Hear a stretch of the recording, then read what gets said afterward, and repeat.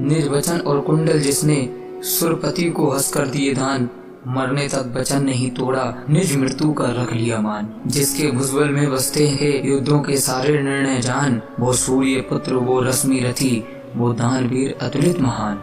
रण के निर्णय मानव इतने नहीं कभी भी होते, धर्म पीछे यदि चौसर पर तो भाग मनुष्य के रोते। न्याय और अन्याय कभी जब एक तुला पर तुलते, पीड़ा और घुटन मिलकर जब आंसू भीतर घुलते, तो समझो उस महामृत्यु को तांडवरत होना है। कुरुक्षेत्र के प्रांगण में तब महाभारत होना है। युद्धों ने मानव का लहू अनगिन बार पिया है, कुरुक्षेत्र में भी प्राणोत्सव अनगिन बार जिया है। कुरुक्षेत्र भी न्याय और अन्याय युगल संगम था, हार और झूठ सत्य का ना कोई भी कम था। सूर्य पुत्र वह रश्मि रथी भी इसी नियति का हिस्सा, दिवस अड़ाई रहा समर में कीर्ति कथा का किस्सा। गुरु द्रोण के बाद कर्ण ही सेना का नायक था, और इधर अर्जुन के रथ पर गीता का गायक था। आधा दिन तो कुरुसेना संग केवल शोक मनाया, धर्मराज के अर्ध सत्य को तर्कों से सुलझाया। दुर्योधन ने किया निवेदन पास शैल्य के जाकर, सुना शैल्य ने जैसे ही वो बोले यूं चिल्लाकर, सूत पुत्र है कर्ण और मैं गर्वित मद्र राज हूँ, भुजबल में है तुच्छ कर्ण मैं उन्नत शैल राज हूँ। मैं उसका रथ हाँकूं ऐसा अगर समय आएगा, तो भी इस दुशासन का भी दंड कर्ण पाएगा। विनय सुयोधन बोले सचमुच मेरी मजबूरी है, बिना आपके रण में उसकी जैसी भी दूरी है। केशव ने भी मित्र धर्म में अर्जुन का रथ हाँका, इसीलिए तो रण में उसका हुआ बाल का बांका। अगर आप बन गए सारथी साहस ना रीतेगा, अर्जुन का वध करके ही बस कर्ण समझ जीतेगा।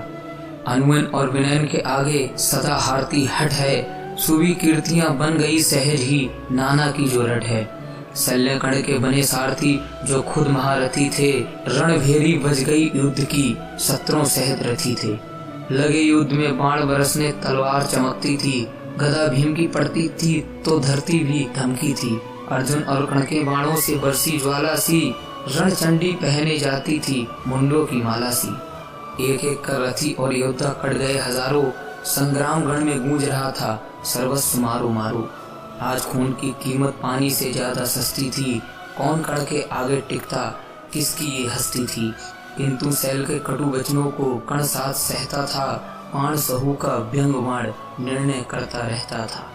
तब युधिष्ठिर का रथ उसके रथ के आगे आया, भरे क्रोध में अंगराज ने घातक बाण चलाया। लगे कांपने धर्मराज जो काल सामने आया, भागे शस्त्र छोड़ रथ थल से ऐसा जी घबराया। लेकिन रश्मि रथी ने उनको पीछे से जा पकड़ा, धर्मराज को लगा मृत्यु ने आज उन्हें आ जकड़ा। बोले शल्य युधिष्ठिर का किंचित अपमान न करना, किया अगर अपमान समझ लो तुम्हें पड़ेगा मरना। हंसकर बोले कर्ण युधिष्ठिर क्यों लड़ने आते हो, ये बच्चों का खेल नहीं जो पीठ दिखा जाते हो।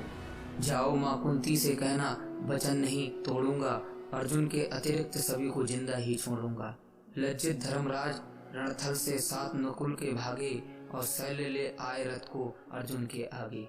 बोले जितना पौरुष है सब अर्जुन को दिखलाओ, कितना बाहों में दमखम है वो सारा बतलाओ।